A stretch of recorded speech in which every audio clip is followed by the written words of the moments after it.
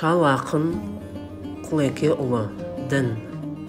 Иман қой, ақыл қойшы, напсы бөрі, бөріге қой алдырмас ердің ері, таяқты қатты ұстап қойшы тұрса, ала алмас ешбір нәрсе шайтан пері. Арам болса қашады сау кісіден, естімеген сөз шығар сұм кісіден.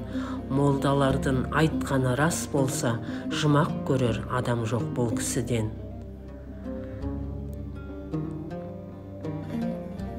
Мекке менен Мәдина жолдың ұшы, иман таба алар ма барған кісі? Ата-ананы мейманды құрмет десең, Меккеңнен де нұрлы ғой үйдің іші.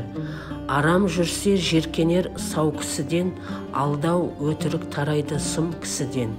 Қой сиырын қамасын молда өзі, жұмақ көрер бір жан жоқ бұл кісіден.